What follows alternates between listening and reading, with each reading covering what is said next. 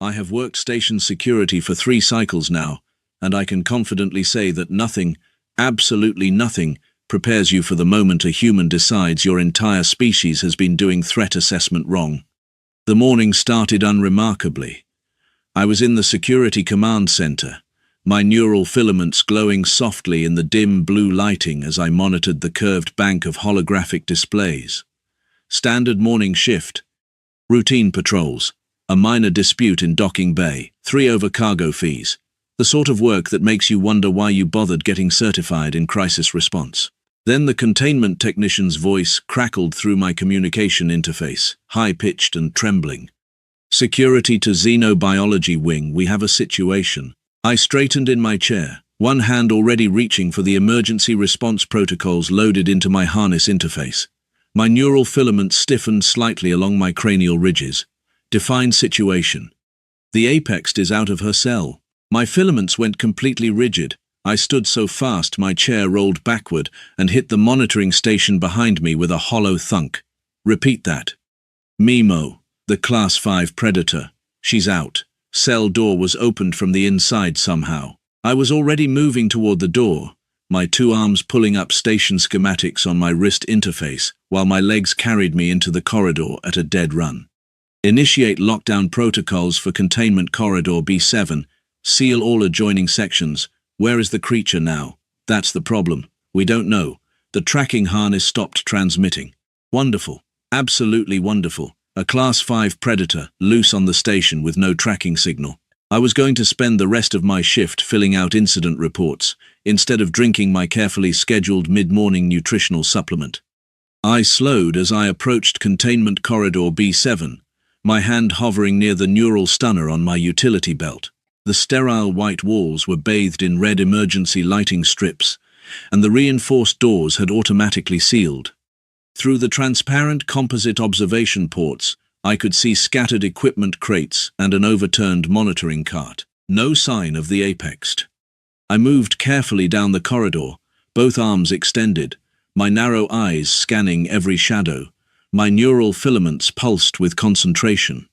The Xenobiology Wing had 19 holding cells along this stretch, each designed for a different classification of dangerous fauna. Mimo's cell, holding cell 14, was at the far end.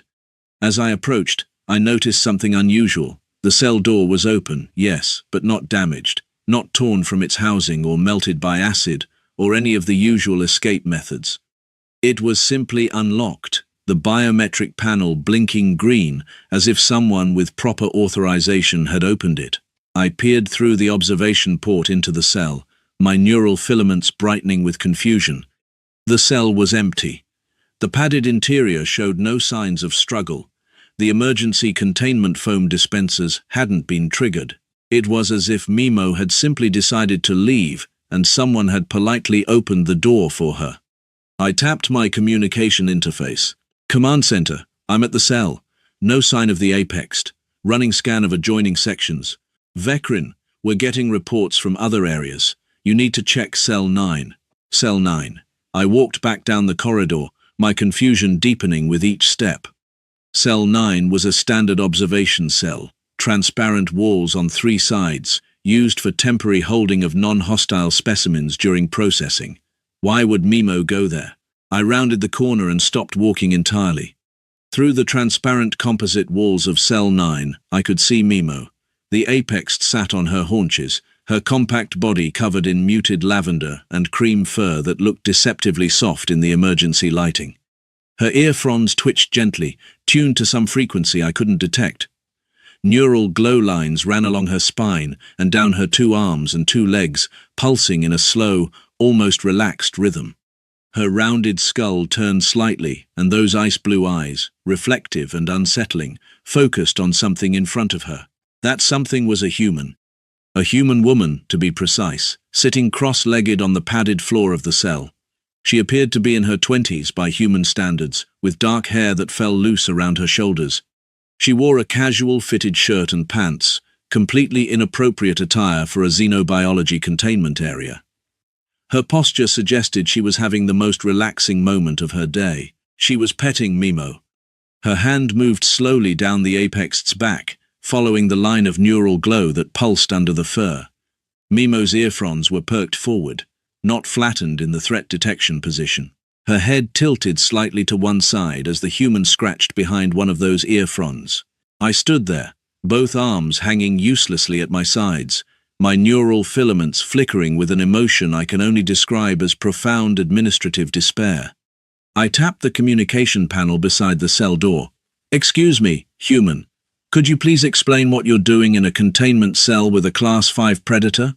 The woman looked up, and her face broke into a smile so bright and unconcerned that my neural filaments actually dimmed in confusion. "Oh, hi, you must be station security. I'm Chloe." She waved one hand at me, the other still resting on Mimo's head. "This is Mimo. She's so sweet." Sweet. She called a Class 5 predator sweet. I felt my neural filaments begin to pulse in what I recognized as the early stages of a stress response. "Chloe," I said, keeping my voice level and professional despite the urge to activate every emergency protocol simultaneously, "that creature is classified as a Category 5 threat. Her species has a documented kill rate of 87% when encountering unfamiliar life forms. Please move away from her slowly." Chloe looked down at Mimo, then back at me. "Her? No way. She's a sweetheart. Look at these eyes." Mimo blinked those ice blue eyes slowly, her ear fronds twitching. The neural glow lines along her body pulsed once, a little faster. I recognized it as the beginning of a threat calculation sequence. "Those eyes," I said carefully, "are biologically designed to track fast-moving prey in low-light conditions. Her ear fronds can detect your cardiac rhythm from across this room. The neural glow lines you're currently touching are part of a sensory network that calculates optimal kill trajectories." Chloe scratched under Mimo's chin, the apex head tilted further, and a low rumbling sound emerged from her chest. "See? She's purring." "That's not purring. That's a threat resonance. It's meant to paralyze prey species through subsonic vibration." "Are you feeling paralyzed?" Chloe asked. I was feeling many things, none of which were approved emotional responses for a security officer. "Chloe, I need you to very carefully stand up and move toward the cell door." "Why? I'm fine here." "You're in a containment cell." "Mimo, let me in." The door was open, and she seemed lonely, so I came in to keep her company. Chloe ran both hands down Mimo's back now, and the apex shifted her weight, settling into a more relaxed posture. "I think she likes me." My neural filaments were now pulsing in rapid, erratic patterns. I forced myself to speak calmly. "How long have you been in there? Maybe 20 minutes? I was on my way to the visitor center when I saw her in the corridor. She looked lost, so I followed her here." 20 minutes. A human had been alone with a Class 5 predator for 20 minutes and was still alive, uninjured, and cheerfully petting it like some sort of domesticated companion animal. I pulled up Mimo's file on my wrist interface, skimming through the behavioral data with both eyes while keeping my other senses locked on the cell. Apexed species. Native to a high-gravity world with limited prey diversity. Evolved to kill efficiently and quickly. Social structure unknown. Bonding behavior undocumented. Reaction to humans. Theoretical. Theoretical. Perfect. We had theoretical data on what happens when an apex encounters a human, and I was now generating empirical data through the absolute worst possible methodology. I tapped my communication interface again. "Command Center, I need xenobiology staff at Cell 9. We have a civilian in direct contact with Mimo." Acknowledged. "How did the civilian get in the cell?" "She walked in." There was a pause. "She walked in, to a cell, with a Class 5 predator.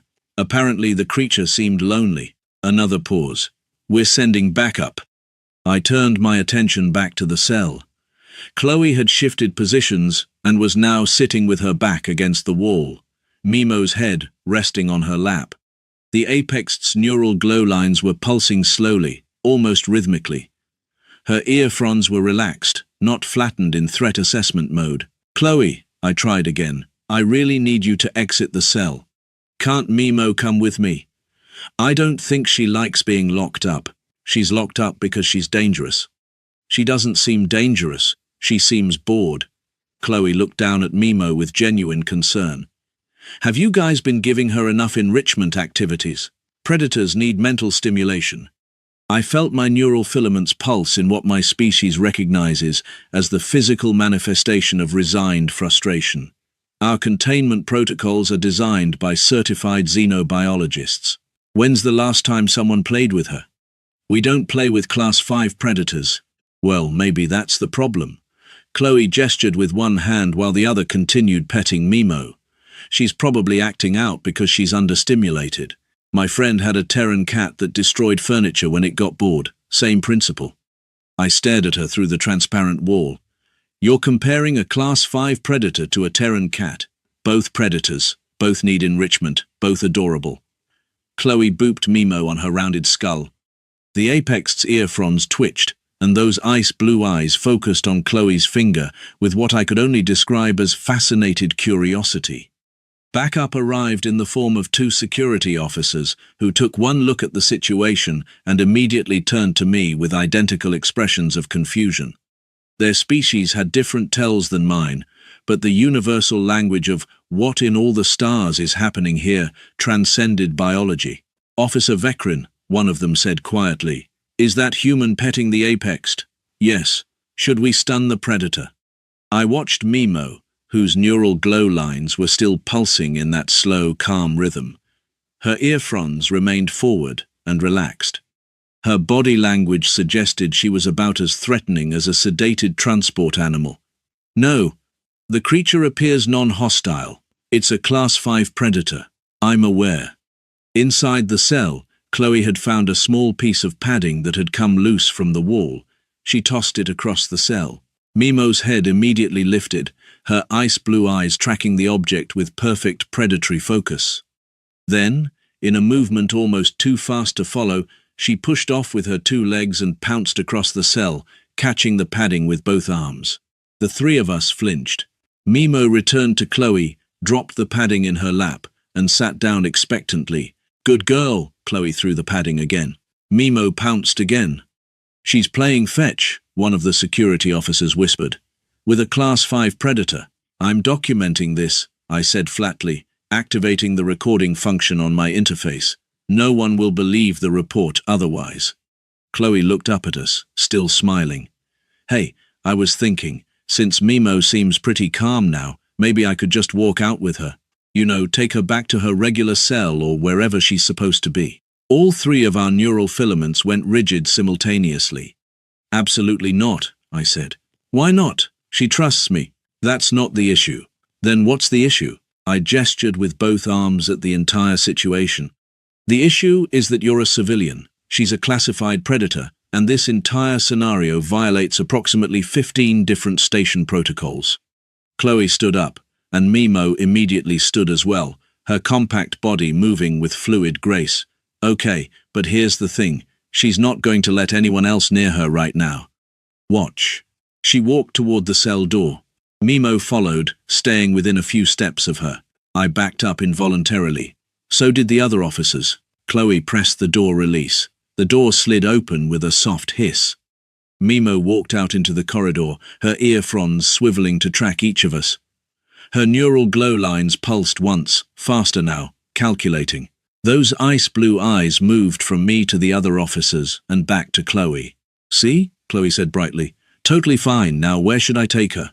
The situation had escalated from containment breach to human taking predator for a walk in approximately 4 seconds, and I was finding it difficult to identify which emergency protocol covered this specific scenario. Mimo stood in the corridor, her lavender and cream fur catching the emergency lighting in a way that made her look significantly less threatening than her classification suggested.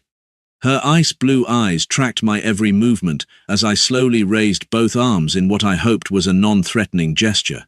"Chloe," I said with the careful patience of someone whose career was evaporating in real time, "please step away from the apex." "Her name is Mimo." Chloe had one hand resting on Mimo's head, scratching behind an ear frond. "And I already told you, she's fine. Look how calm she is." Mimo's neural glow lines were indeed pulsing in that slow, steady rhythm. But her ear fronds kept swiveling toward us, and I knew enough about Apex biology to understand she was monitoring our cardiac signatures, calculating threat levels, deciding which of us would be easiest to neutralize if the situation changed. One of the security officers behind me made the mistake of reaching for his neural stunner. Mimo's head snapped toward him with predatory precision, her ear fronds flattening against her skull. The neural glow lines along her spine flared bright, pulsing 3 times in rapid succession. Threat assessment, active targeting, pre-attack calculation. The officer froze, his hand hovering near his belt. Chloe glanced at Mimo, then at the officer, then back at Mimo. "Hey, it's okay, girl. Nobody's going to hurt you."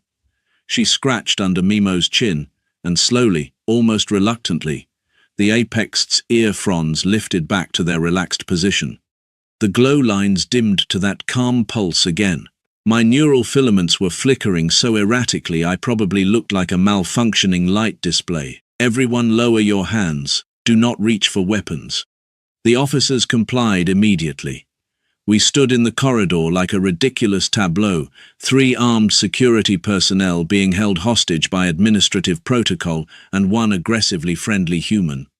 "So," Chloe said cheerfully, "I'm guessing Mimo's regular enclosure is around here somewhere. Which way? You're not taking her anywhere. Then what's your plan? We all just stand here?" She looked genuinely curious, as if this was a reasonable question and not a statement that accurately summarized my complete lack of workable options. I pulled up station protocols on my wrist interface, scrolling through emergency procedures with increasing desperation. Containment breach. Use neural stunners. Not viable. Predator had already demonstrated protective response to perceived threats. Xenobiology extraction. Sedate creature from distance. Not viable. Human was too close. Risk of injury. Negotiate with hostile entity. Establish communication and offer incentives. I looked at Mimo, who was now sitting on her haunches, tail swishing slightly, looking about as negotiable as a natural disaster. Then I looked at Chloe, who was watching me with patient expectation. The horrible realization settled over me like a failed atmospheric seal. "Fine," I said, my neural filaments dimming with defeat. "You can take her to the station atrium. It's an open space, multiple exit routes, and civilian traffic is minimal this time of cycle." Chloe's face lit up. "Perfect. Mimo needs to stretch her legs anyway. Come on, girl." She started walking down the corridor, and Mimo immediately fell into step beside her, matching her pace with eerie precision. I followed at what I hoped was a safe distance, both arms hovering near my equipment belt purely out of habit. The other officers flanked me, maintaining a perimeter that was probably more psychological comfort than tactical advantage. "This is the worst shift I've ever worked," one of them muttered. "I'm updating my career goals when this is over," the other added. We processed down Containment Corridor B7 like the galaxy's most dysfunctional parade. Chloe walked with the casual confidence of someone on a pleasant morning stroll. Mimo moved with liquid grace, her neural glow lines pulsing contentedly, her ice blue eyes occasionally glancing back at us to ensure we maintained proper following distance. We reached the corridor junction that led to the station atrium, and I had to override 3 separate security locks to allow us passage. Each time I pressed my authorization credentials against the biometric panel, I imagined the incident report growing longer, more detailed, more damning. The station atrium opened before us, a 3-level open space with curved walkways, vegetation planters full of various non-Terran plants, and soft lighting designed to simulate natural illumination. At this hour, it was moderately populated with station personnel and visitors moving between sections. They noticed Mimo immediately. The first scream came from a Zentari merchant near the lower-level planter. Their crystalline carapace literally refracted their panic into a rainbow of distress as they stumbled backward, dropping an armful of trade samples.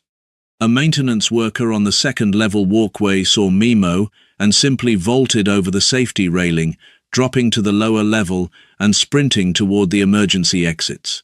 His tools clattered to the floor behind him. 2 station personnel having a conversation by the central fountain took one look at the Apex and flattened themselves against the wall, their species' natural camouflage reflex, activating so strongly they became nearly invisible against the paneling. "Code Crimson," someone yelled from the upper level. "Predator in the atrium." The gentle ambient lighting immediately shifted to emergency configuration, bathing the entire space in pulsing red. Warning indicators appeared on every display panel. Automated announcements began cycling through 19 different languages, all essentially saying the same thing: take shelter immediately. Personnel scattered in every direction, abandoning packages, equipment, and in one memorable case, a half-eaten meal that tumbled across the floor. Chloe stopped walking, looking around with mild confusion. "Why is everyone running?" I stared at her. "They're running because there's a Class 5 predator in a public space. But Mimo's not doing anything." She gestured at the apex, who was indeed just sitting calmly beside her, watching the chaos with those unsettling ice-blue eyes. Mimo's ear fronds swiveled, tracking each fleeing person with predatory interest, but she made no move to pursue. Her neural glow lines maintained that slow, steady pulse. A security announcement echoed through the atrium, my supervisor's voice tight with controlled panic. "Officer Vekrin, status report." I activated my communication interface. "Situation is under control." "Under control?" "We have reports of a Class 5 predator loose in the atrium. The predator is contained." "Contained how?"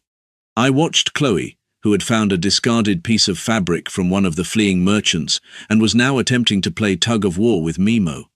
The apex grabbed the fabric with both arms, her compact muscles tensing as she pulled against Chloe's grip. Her ear fronds were perked forward in what I was learning to recognize as her playful configuration. "Contained through unconventional means," I said finally. There was a long pause. "Elaborate." "A human is managing the creature's behavior." Another pause, longer this time. "A human is managing a Class 5 predator." "Correct."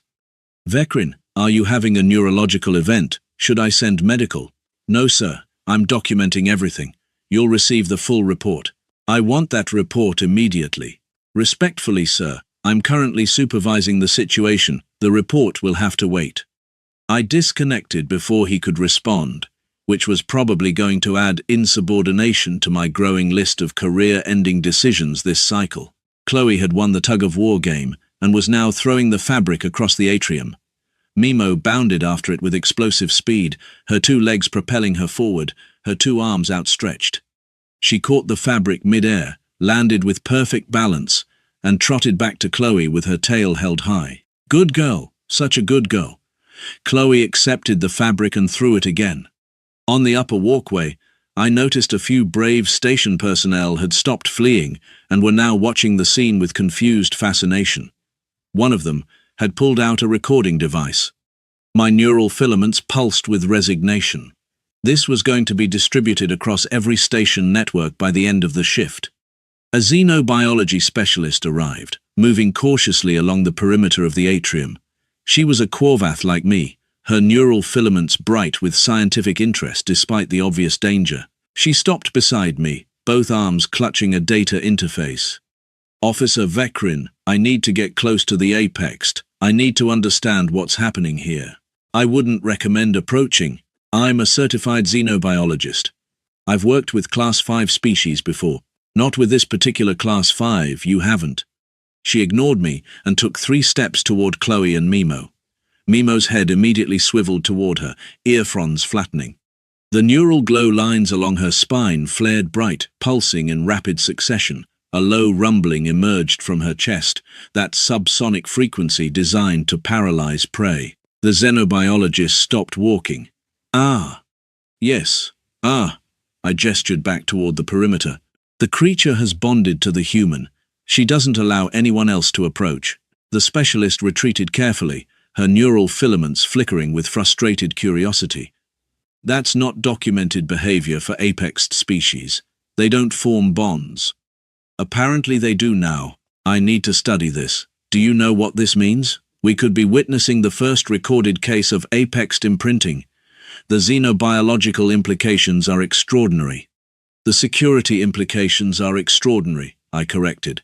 "I have a civilian managing a predator through unknown means in a public space." Chloe had stopped playing fetch and was now walking Mimo along the atrium's curved pathways, pointing out various plants and architectural features like a tour guide. Mimo followed attentively, occasionally sniffing at vegetation with her rounded skull tilted in curiosity. "Did you know these plants are from Cerulon 4, Chloe was saying. "They only bloom in certain light frequencies. Isn't that interesting?" Mimo's ear fronds twitched, and I chose to believe she was expressing agreement rather than calculating optimal ambush positions behind the planters. The xenobiologist was frantically taking notes on her data interface. The bonding mechanism, how did it initiate? What was the first contact like? She walked into a cell and started petting her. "That's it? No protocol? No introduction procedure?" She said. Mimo looked lonely. The specialist's neural filaments dimmed almost completely. Lonely. She assessed the emotional state of a Class 5 predator and decided to provide companionship. That's what happened. Humans are insane. That's a working theory, yes. We followed at a distance as Chloe completed a full circuit of the atrium. Station personnel had stopped fleeing but maintained careful distance, watching from doorways and upper walkways. The scene had shifted from panic to morbid fascination. My communication interface activated again. My supervisor's voice was remarkably calm considering the circumstances. "Vecrin, xenobiology has a theory about the bonding mechanism. I'm listening. They've analyzed the human's biometric data from our security scan when she entered the station. Her pheromone profile matches a specific nutrient compound found in a plant that grows on the apexed homeworld. The creature has likely imprinted on her scent, associating it with a primary food source from her juvenile development. I processed this information. So Mimo thinks Chloe smells like food? Not exactly. She thinks Chloe smells like the environment where food grows. It's a positive association, not a predatory one. The apex has essentially categorized the human as safe territory. That's the least reassuring explanation I've ever heard. Nevertheless, it explains the protective behavior. Apexed species are territorial about food sources. She's guarding the human the same way she would guard a valuable resource. I watched Mimo, who was now sitting beside Chloe, leaning against her leg while Chloe stroked her fur. The neural glow lines pulsed in perfect contentment. "So what's the resolution here?" I asked. "We can't let a civilian maintain permanent custody of a Class 5 predator." "Actually," my supervisor said, and I heard the resigned exhaustion in his voice that told me my career wasn't the only one being destroyed today. "Station administration is drafting an emergency exception. If the creature remains non-hostile only in the human's presence, and the human is willing to serve as handler, we may have to formalize the arrangement. You're making her an official handler. We're exploring options.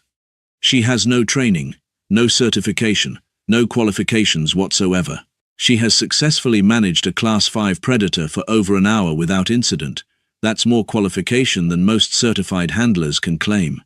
I ended the communication and walked toward Chloe, my neural filaments pulsing with the kind of deep, philosophical exhaustion that comes from watching the universe prove all your training irrelevant. "Chloe," I said, "Station administration would like to discuss a formal arrangement with you regarding Mimo." She looked up, her face brightening. "Really? That's great. I think Mimo and I have really bonded." She scratched behind Mimo's ear fronds, and the apex leaned into her touch, those ice-blue eyes half-closing in contentment. The arrangement would include handler responsibilities, safety protocols, and regular xenobiology consultations. Will Mimo get to come out of containment more often? That would be part of the arrangement, yes. Then I'm in. She deserves better than sitting in a cell all day. Chloe stood up, and Mimo immediately stood with her. "When do we start?" I looked at the apexed, the Class 5 predator who had locked down an entire station sector, who could calculate kill trajectories with neural precision, who had evolved to be one of the most efficient hunters in known space. She was now sitting obediently beside a human in casual clothing, her tail swishing happily, waiting to play another round of fetch. "Apparently," I said, my neural filaments dimming with absolute defeat, "you already have." 3 hours later, I sat in the security command center, both arms working simultaneously on the incident report, while Chloe and Mimo played in the atrium behind me, visible through the observation windows. Chloe had found a ball somewhere and was teaching Mimo to catch it mid-air.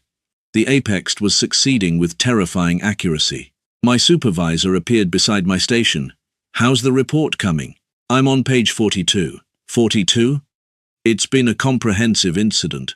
He watched through the window as Mimo executed a perfect leap, caught the ball with both arms, and landed with acrobatic grace.